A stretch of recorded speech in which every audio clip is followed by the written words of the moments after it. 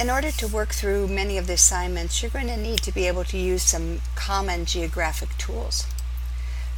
So geographers use maps to analyze data, to look at the spatial distribution of information, to visualize concepts and interactions, and to display results.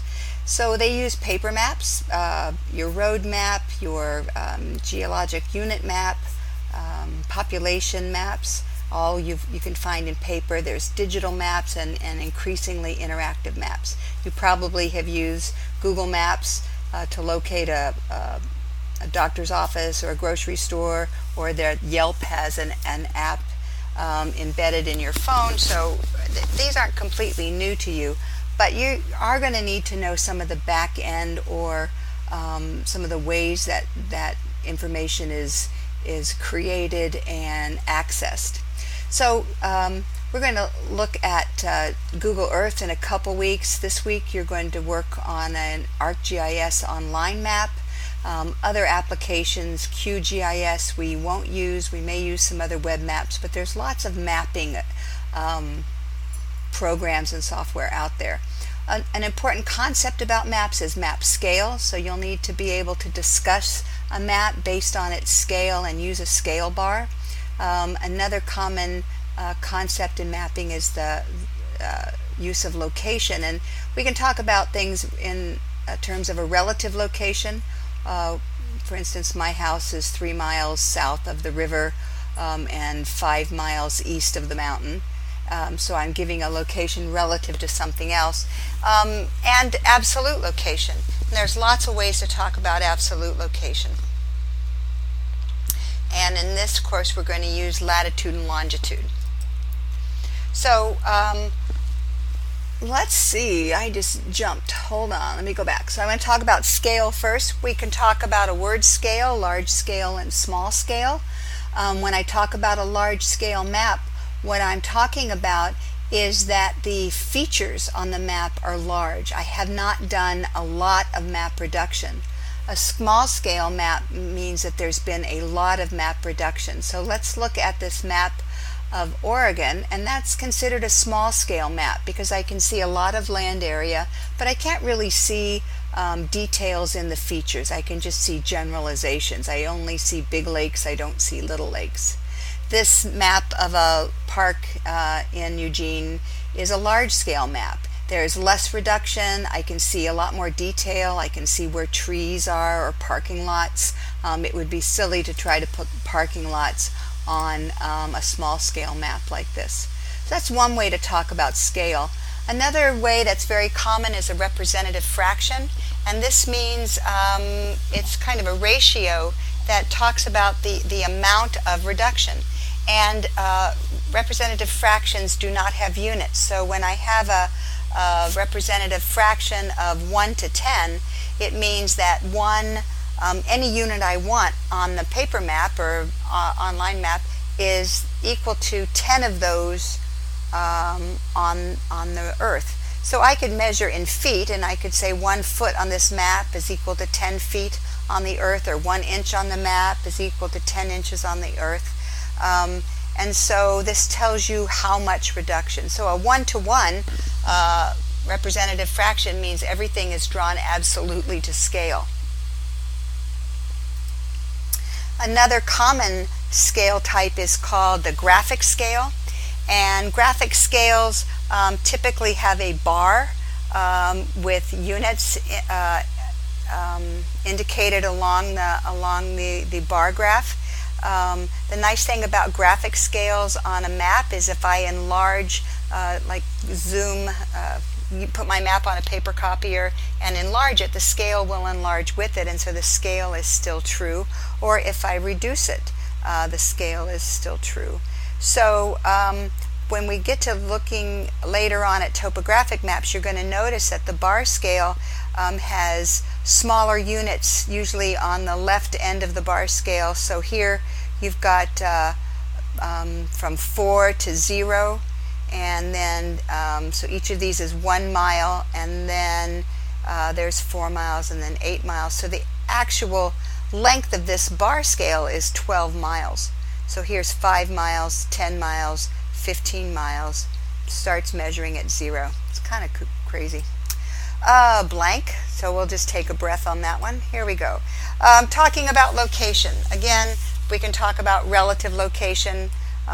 Lane Community College is, in the southern Willamette Valley, north of Cottage Grove. My house is, this many miles south of Corvallis. We still use cardinal directions, which are much better than left and right. If I said my house is left of Portland, that wouldn't make a whole lot of sense, and it would only work if you were kind of driving in one direction or looking at it from one direction.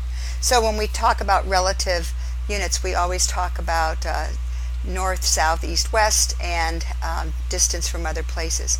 Absolute location, we can use latitude and longitude, universal transmercator grids, township range and section, or state plane. But for this class, we're just going to work on latitude and longitude. So, some basic things that you need to know, kind of a review of probably 3rd grade and 6th grade geography. Lines of longitude are also called meridians, and they run from the North Pole to the South Pole.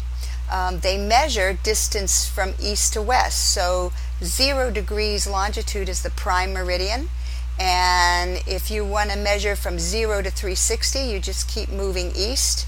And so the line 0 is also the line 360. Sometimes maps represent longitude and latitude, or longitude from east is a positive direction and west is a negative direction. And on digital maps, that's very common. And we'll try to look at an example of that in a minute.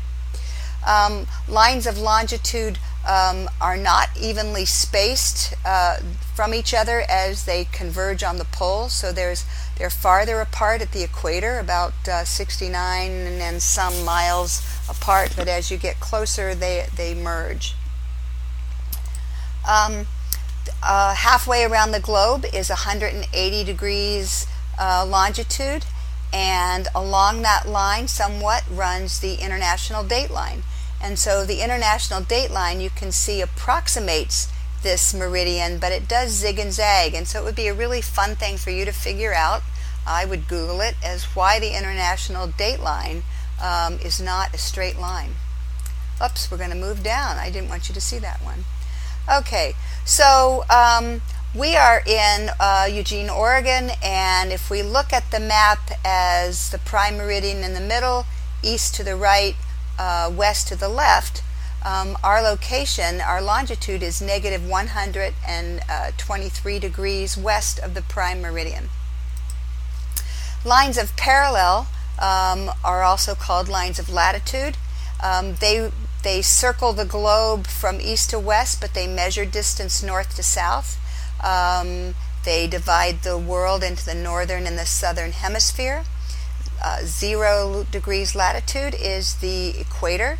The North Pole is at 90 degrees north latitude. The South Pole is at 90 degrees south latitude. And north latitude can be a positive number and south latitude can be a negative number. So I could write 30 degrees north, or I could write just 30.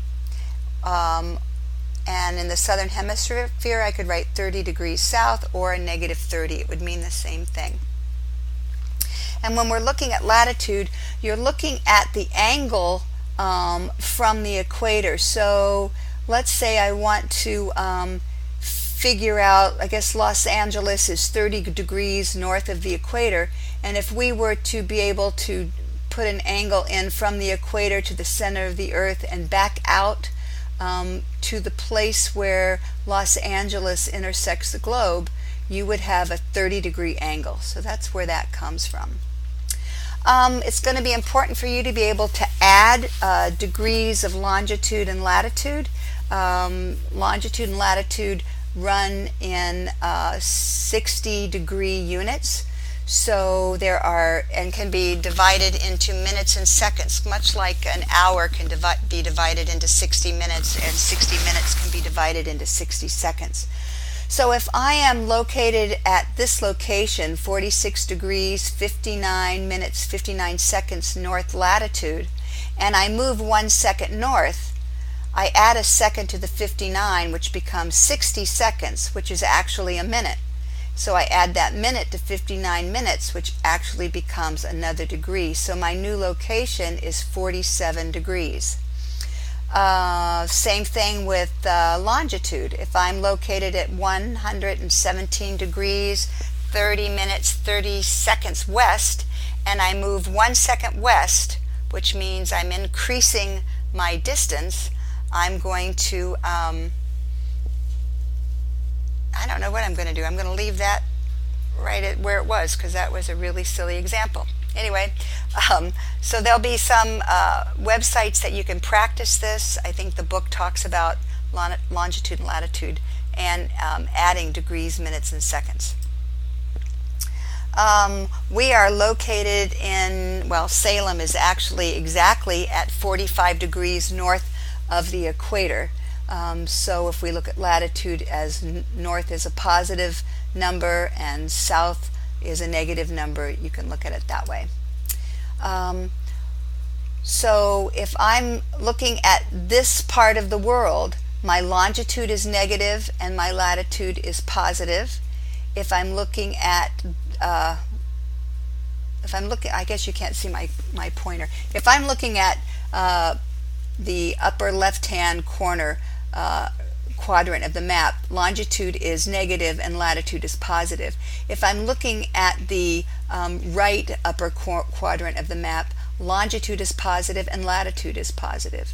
If I look at the, I would just say the southwest or the lower left-hand quadrant of the map, longitude is negative and latitude is negative. And in the right lower corner of the map, latitude is negative and longitude is positive. We're going to write latitude first and then longitude, and that is the standard convention, except you will notice when we go into ArcGIS Online, they write longitude first and then latitude first, which is just completely ridiculous. It's related to mathematical quadrants, but it's not standard for writing latitude and longitude. So I'll mention that again when we get to the lab. The other part of this chapter talks about map projections, and the idea is that if we, take the Earth, which is spherical, or basically it's an oblate spheroid, and try to flatten it out, you can't do that without stretching or crunching or misshapening some part of the sphere. One way that's often done is to create gourds, and you can think about peeling an orange and trying to get that orange to flatten out. So in order to take the Earth and make a continuous flat map, a lot of these areas have to be distorted. They're either distorted in their shape or their size. So one way around that is to make projections, and different projections will hold true one aspect. Maybe they'll hold direction from one place to the other correct, or they'll hold the shape of a country or continent correct. But there's no projection that holds all the elements of a map correct, the shape, the size, the area. The only thing that really gets close to that is a globe. We're going to talk a little bit about GIS applications, which is actually a great career field and skill set that you can add to any kind of science, government, business degree. The ability to look at data layers of information and do analysis and create maps. So that is really fast, but it will give you kind of an overview of latitude and longitude. If you understand that, great. Otherwise, take advantage of some of the other resources that I'll post on the page.